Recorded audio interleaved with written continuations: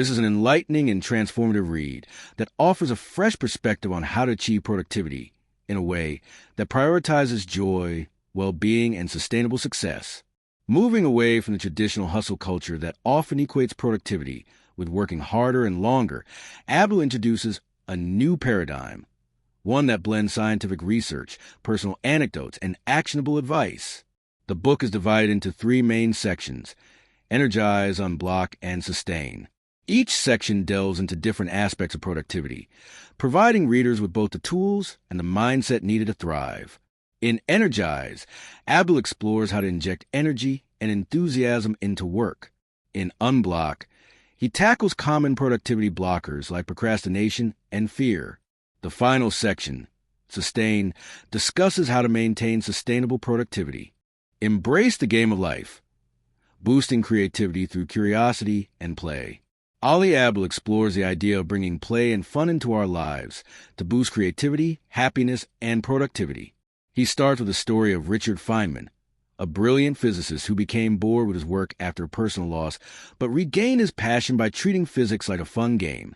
Feynman found that by approaching his work without worrying about its importance and simply exploring things that interested him, like the wobbling of a plate, he was able to rediscover the excitement of discovery. Abdaal argues that this playful approach is key to success, not just in science, but in everyday life. Studies show that when we engage in playful activities, we feel more relaxed, energized, and productive, as play helps us recover from stress. However, as we grow older, the fun of exploration often fades, and life becomes more about goals and responsibilities and curiosity. He talks about identifying our personal play personalities, whether we're creators, competitors, explorers, or storytellers, and using this knowledge to make even the most boring tasks more enjoyable. For example, by bringing our playful side into tasks like writing emails or filling out spreadsheets, we can make these activities more fun and less tedious. Abdaal also emphasizes the power of curiosity, encouraging us to treat our lives like a series of side quests, where we explore things that might not be directly related to our main goals but still spark our interest and creativity. Another key idea is the importance of reframing failure.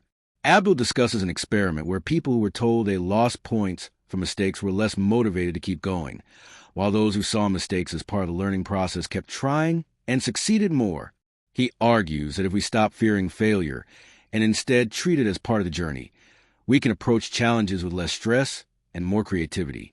From have to choose to, the mindset shift that inspires motivation. Abdaal discusses how a sense of power, autonomy, and ownership can boost our confidence, productivity, and overall well-being. He begins by illustrating how Netflix went from being laughed at by Blockbuster CEO to becoming one of the most successful companies in the world, largely due to the company's strong culture of freedom and responsibility. This culture gave employees the power to manage their own work and make decisions, fostering a sense of personal empowerment. This feeling of power is energizing and motivates us to be more productive. Abdaal explores several studies showing the relationship between confidence and performance. One study found that people who were told they were more fit performed better at exercise, even if they weren't, showing that self-confidence can lead to better outcomes. This idea is rooted in the concept of self-efficacy by psychologist Albert Bandura, which suggests that believing in your ability to succeed is a key factor in actually achieving success. Abdaal emphasizes that confidence can be learned and improved with techniques like positive self-talk or by flipping the confidence switch, where you act as if you are confident even when you don't feel it. He also discusses the power of vicarious mastery, where seeing others succeed can boost our own confidence and make tasks seem more achievable. Abdaal encourages readers to surround themselves with role models or success stories to reinforce their belief that they, too, can succeed. The chapters also teach readers about the importance of learning by doing, a concept known as enactive mastery. The more we practice and gain experience, the more empowered we feel. Abdaal suggests that even when we face difficulties, maintaining a beginner's mind can be beneficial. This mindset, inspired by Zen Buddhism, encourages approaching tasks with curiosity and openness, which can help us stay motivated and continue learning. By embracing this mindset, we can unlock greater creativity and resilience. Another powerful concept Abdaal introduces is the protege effect, where teaching others boosts our own learning and understanding. He explains that when we mentor or teach others, we reinforce our own knowledge, making us more confident in our abilities. Abdaal also highlights how taking ownership of our work, even in challenging or restrictive situations, can increase motivation and productivity. When we feel we have control over how we do something, even if we can't control the outcome, we become more invested and motivated. The Benjamin Franklin effect, building stronger relationships through help. Some people, called energizers, lift our spirits and energize us, while others, known as energy vampires, drain us and make us feel exhausted. Abdaal advises readers to be mindful of the people we connect with and the environments we create around us, as these relationships can either uplift or deplete our energy.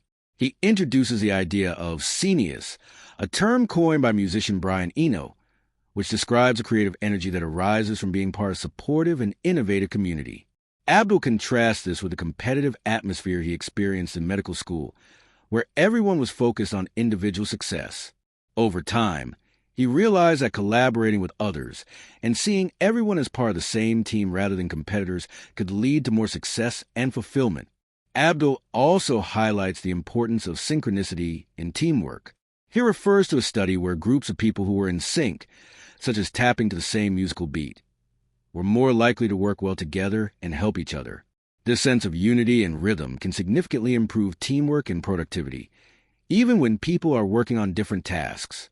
Abdaal reflects on his own experience with a virtual writing group, where working in sync with others, even remotely, kept him energized and motivated.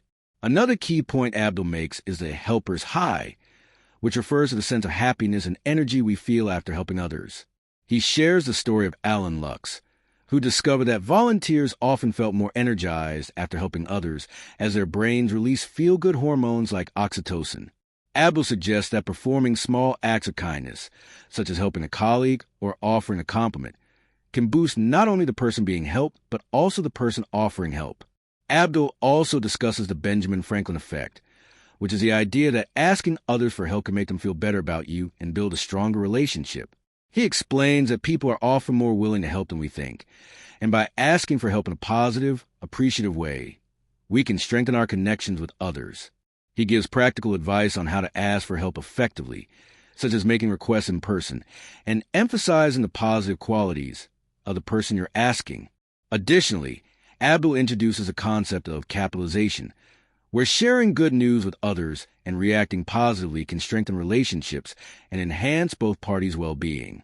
He also discusses the need for candid communication when delivering bad news, emphasizing the importance of being direct but also considerate, offering solutions and focusing on the outcome rather than criticizing the person.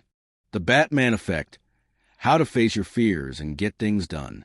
The author discusses how procrastination isn't just about lacking motivation or discipline. It's often caused by negative emotions like uncertainty and fear. When we don't know what we should be doing or feel overwhelmed, we freeze and put things off. This is called a fog of uncertainty. To overcome this, Abdaal suggests asking yourself, why? To understand the purpose behind your task. This clears up confusion and gives direction. Next, ask what? To break down the task into specific, manageable steps. Abdaal recommends setting nice goals. Goals are near-term, input-based, controllable, and energized, focusing on the process, not just the outcome. The third question is when time blocking or setting specific times for tasks helps ensure they get done. Abdaal also explains how fear plays a major role in procrastination. Our brains, especially the amygdala, make us feel fear even when there's no real danger. To overcome this, Abdaal advises labeling your fear, e.g., I feel nervous, to reduce its intensity. He introduces the idea of creating an alter ego, a more confident version of yourself, to face challenges without fear, calling it the Batman effect. Abdaal also highlights the spotlight effect, where we overestimate how much others notice or judge us, and suggests realizing that no one cares to reduce anxiety. He advises using the October 10th, 10 rule, asking how much a situation will matter in 10 minutes, 10 weeks, and 10 years, which helps reduce the intensity of fear. Abdaal also discusses how to handle self-doubt, suggesting the question, how confident do I need to feel just to get started? Often, The answer is that you don't need to be perfect. You just need to take action. Ultimately, Abdul emphasizes that overcoming procrastination involves clearing emotional barriers like fear and uncertainty by asking the right questions, setting energizing goals, and taking small, manageable steps. The 5-minute rule and other tools to defeat procrastination. Abdul explores practical ways to overcome procrastination and get started on tasks, especially when we feel stuck.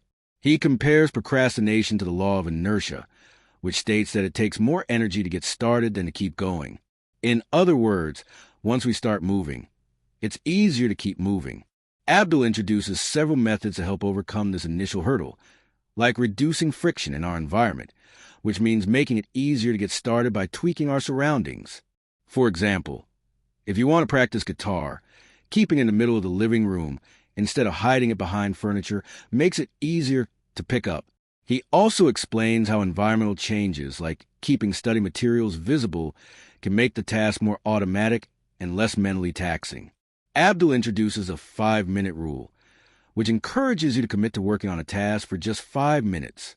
This small commitment often leads to longer periods of work, because starting is the hardest part. Another strategy he mentions is the bias to action, where you break tasks down into clear, actionable steps. By defining the next action step, such as opening a textbook or setting up your yoga mat, you take away the overwhelming feeling of the task and make it easier to start. He also emphasizes the importance of tracking progress as a way to stay motivated. By tracking progress, you get a tangible sense of moving forward, which helps build momentum. To keep going once you've started, Abdul suggests finding an accountability buddy. Having someone to check in with about your progress increases your commitment and provides social motivation. Lastly, he talks about self-forgiveness as a key to breaking the procrastination cycle. He shares research that shows people who forgive themselves for procrastinating are more productive because they don't dwell on guilt. By focusing on small wins and forgiving yourself for setbacks, you can maintain momentum and reduce the power of procrastination. Final notes. One of the most powerful aspects of Abdul's approach is his ability to weave these concepts into a cohesive, actionable framework. The book isn't just a collection of advice. It's a holistic guide to living a productive, meaningful, and joyful life. Whether you're trying to improve your work habits, manage your time better, or simply feel more engaged in your daily activities, Abdul's methods are practical and easy to implement. He encourages readers to reflect on what truly matters to them and to align their actions with their core values, leading to a more fulfilling and purposeful life. What truly sets feel-good productivity apart is Abdul's unique ability to combine academic research with real-world applicability. His personal stories of struggle and success make the content relatable and offer practical experiments and actionable tasks to help readers implement the ideas in their own lives.